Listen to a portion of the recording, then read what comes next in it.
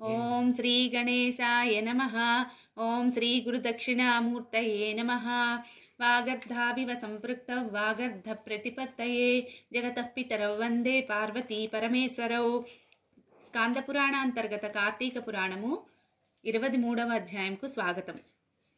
22వ అధ్యాయంలో మనం పురంజయుని విజయయాత్ర గురించి చెప్పుకున్నాము. 23వ అధ్యాయంలో పురంజయుని యాత్ర. అంతవరకు విన్న అగస్త్య మహాముని అత్రి మహర్షిని చూచి, మునీంద్ర, పురంజయ మహారాజు కథ తరువాత చెప్పవలసింది అన్నాడు. అప్పుడు అత్రి మహాముని ఇలా చెప్పారు.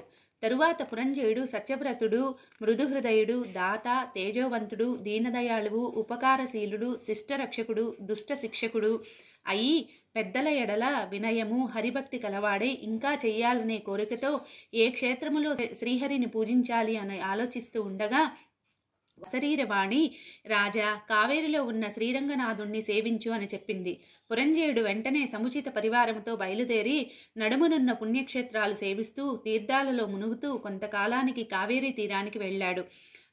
అక్కడ శ్రీరంగనాథుణ్ణి కార్తీక మాసమంతా సేవిస్తూ శాస్త్రోక్తంగా కార్తీక వ్రతం చేశాడు.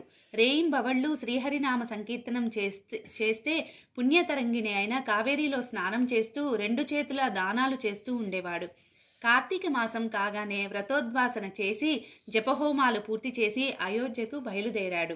దారిలో ఉన్న పట్టణాలను, పల్లెలను చూస్తూ ఆయా ప్రజల జీవితాలు, ఆచారాలు, వ్యవహారాలు తెలుసుకుంటూ హరిభక్తులను ఆదరిస్తూ ఆనందంగా అయోధ్యలో ప్రవేశించాడు. కలియుగ వైకుంఠములాగా సకల సంపత్ సమృద్ధమైన కలకలలాడుతూ ఉన్న అయోధ్యలో ప్రజలంతా తమ తమ కులాచార ధర్మాలను సక్రమంగా నిర్వర్తిస్తున్నారు. ద్వేషము, అసూయ అనే దుర్గుణాలకు ప్రవేశం లేని అయోధ్యలో ఆనందంగా ప్రవేశించిన రాజుపై ప్రజలు పువ్వులు, పేలాలు చల్లి శుభాగమనం పలికారు.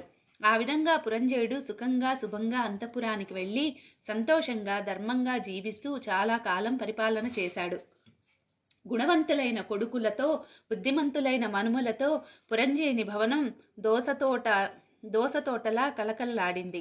కొంతకాలం అయ్యాక పెద్ద కొడుకుకి పట్టాభిషేకం చేసి భార్యతో అడవికి పోయి వానప్రస్థుడై కార్తీక వ్రతం తప్పక చేస్తూ జన్మాంతమందు వైకుంఠవాసి అయ్యాడు అని పురంజయుని చరిత్ర చెప్పి అత్రి మహాముని అగస్త్యుణ్ణి చూసి, మునీంద్ర, నిండు భక్తితో ఈ పురంజయ వృత్తాంతం చదివినవారు, విన్నవారు శాశ్వతమైన విష్ణు సాన్నిధ్యం పొందుతారు. కార్తీక వ్రత మహిమ ఇంత గొప్పది. కార్తీక వ్రతం హరికి ప్రీతికరమైనది. దీనిని చేసేవారు పరమపదం పొందుతారు. సర్వపాపహరము, సకల సుఖకరము అయిన కార్తీక వ్రతమును చెయ్యని వారు కష్టాలు, నరకబాధలు అనుభవిస్తారు. ఇది శ్రీ స్కాంద పురాణాంతర్గత కార్తీక పురాణము 23వ అధ్యాయము సంపూర్ణం.